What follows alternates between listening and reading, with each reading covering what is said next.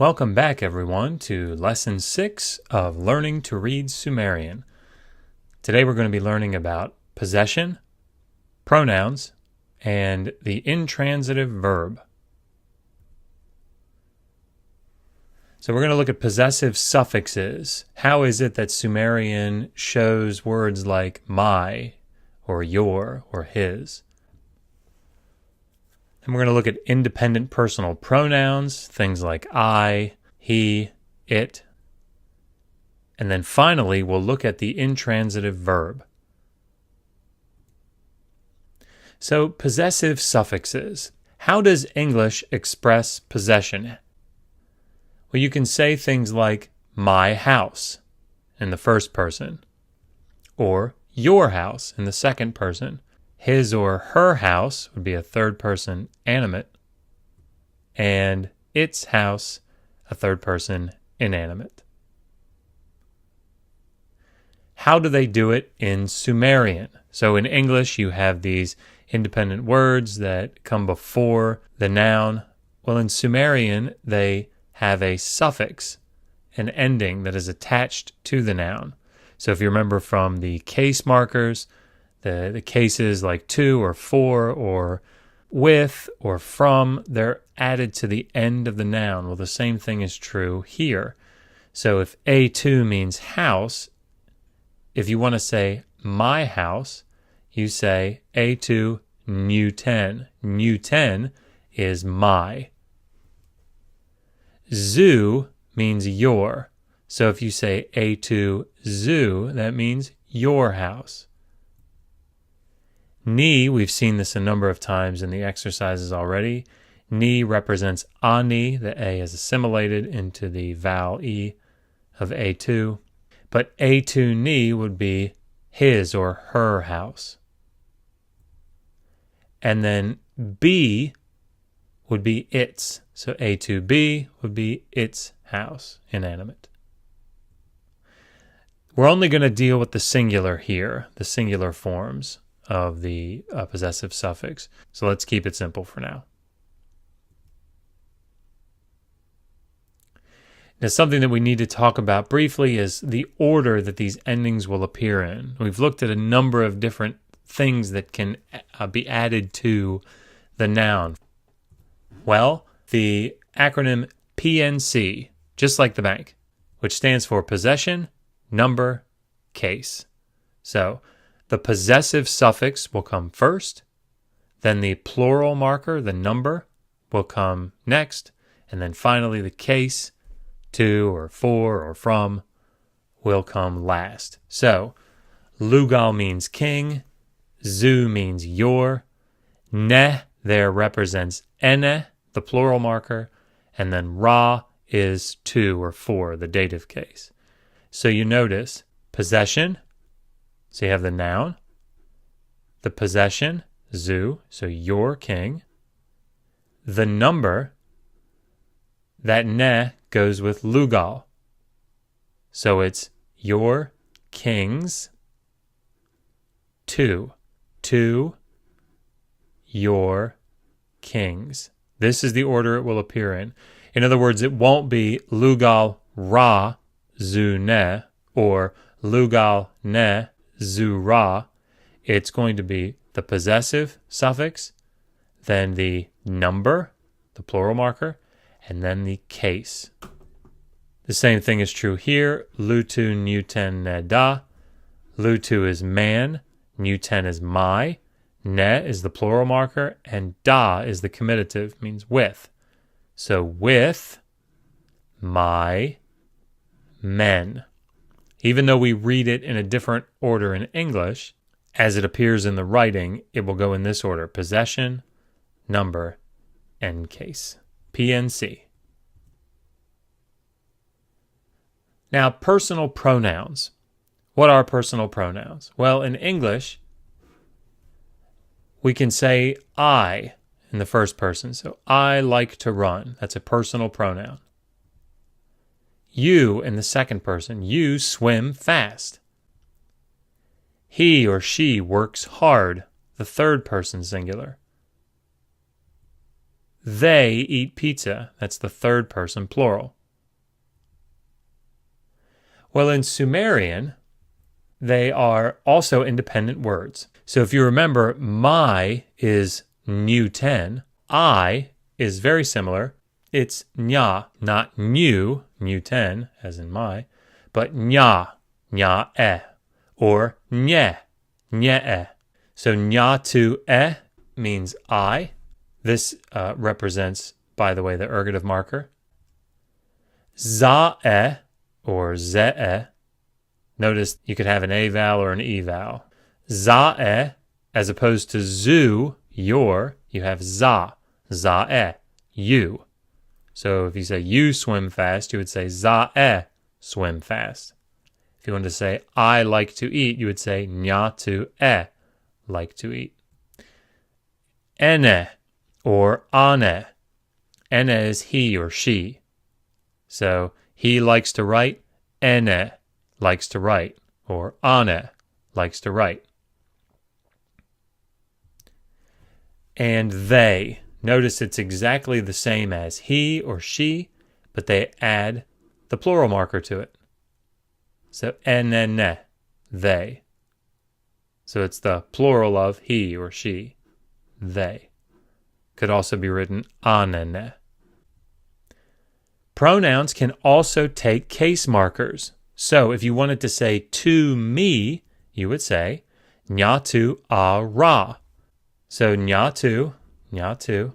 Notice the e here has been probably colored by the a vowel here. So instead of it being ņatu e, it's ņatu a.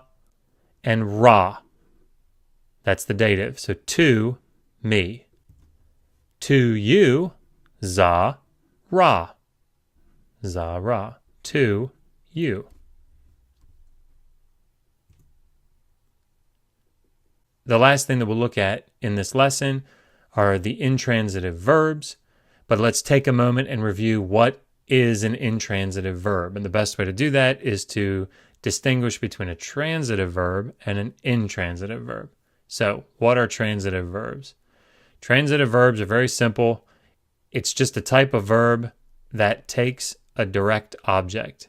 In other words, if the subject of the sentence does something to something else, that's a transitive verb. So, Jimmy hit.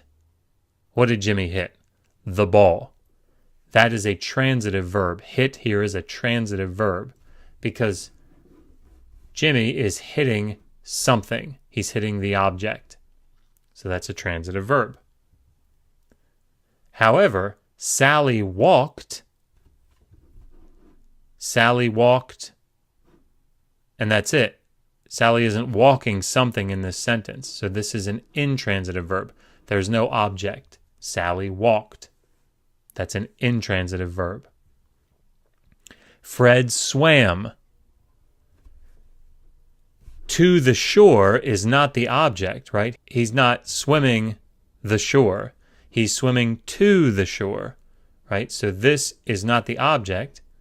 This is a prepositional phrase, to the shore. Swam here is intransitive because there's no object. He's not swimming something, right? She's not walking something. However, here Jimmy is hitting something. He's hitting the ball. So because this has an object, Jimmy's doing something to this ball, that's a transitive verb. So transitive, intransitive, intransitive. Megan threw her arms around Josh. Megan is throwing what? Is she throwing something? Yes, she's throwing her arms. So this is transitive because it has an object. She's throwing something, her arms. And then you have the prepositional phrase around Josh. So that's a transitive verb. Okay, how do they form intransitive verbs? Well, Sumerian puts an ending on the verb to form the intransitive verb. So nyen means to go or to walk. E3 nyen, ne-en. This en here represents the ending en, and it means I went or I walked. So they put an ending on to mark the intransitive verb. So what are all of the endings? Well, for the first person, we just saw it. 𝑒3 nyen ne en. The N here would say I went. It can also mean you went, depending on the context. So this 𝑒3 nyen ne en could mean you went or you walked. So N, and then nothing for the third person singular. So if you had 𝑒3 nyen, that would be he walked or he went. Enden is the first person plural. Enzen, enzetu en, enzen would be second person plural. You plural walked. And then finally, esh would be the third plural, they. So if you had 𝑒3 nyen ne esh, they walk. So to summarize, Sumerian shows possession by adding a suffix to the noun. Instead of saying my house, with putting a possessive word before the noun, they write 𝑎2 newten. They put the newten after the noun. So they would say house, my, as opposed to my house. Independent personal pronouns look very similar to the possessive suffixes, and they use an A or an E vowel. They can shift between the A and the E vowel. You can see them either way. And they can also take case endings. So za, ra would be to you. Finally, intransitive verbs do not take an object, and they are formed by adding an ending. They attach it to the end of the verbal form. And those endings are n, 0, enden, enzen, and esh. So that's the grammar. Now to the vocabulary. Let's just read through these so you hear how they're pronounced. Dab 5 is to seize. Dam is spouse. Ga, milk. Nyal 2 is to be, to exist. Can also mean to put. Gaba is chest or front. Eden is the step or the plane. Nish eren is cedar. Nish means wood, and this being used as a determinative here. Eren is cedar. Chal would be to divide or to distribute. Chili is sex appeal. It can also be like a ceremonial wig. Eshthri. This is the Esh festival. Eshthri is a shrine. So it's like the festival of the shrines.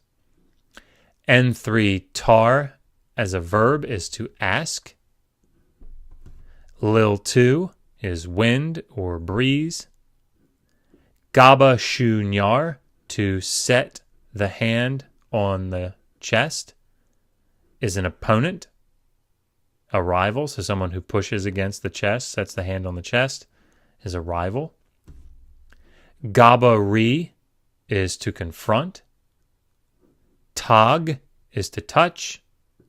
And shutag is to decorate or simply to touch. So that's your vocabulary for the week. Now, our exercises. A2 new 10. Lugal zu. Ama ni. Those are 3 different forms. Separated them by the semicolon. So what do each of those mean? Bod 3 B. Nin ani. Lutu newten ne ra. What do each of those 3 mean? 3 separate things, separated by semicolons. Now, nyatu A2 a, E3 nyen ne en. Lugal nyatu a ra, mu un du 11. E3 nyen ne de 3 n. Enene eden ta e3 nyen ne esh. Ene a2 a e3 q4. Eden ta urushe 3 e3 nyen ne n z2 n. Lutu nish eren da uru a e3 nyen. And those are your exercises. Finally, we have our new signs for the week. This is the dinger sign, followed by nana. Hu, nun, tor 3, ma 2, ak, ke 4, and finally, am 3. So that's lesson 6. Until next time, resist poor scholarship. Always ask, how do you know that?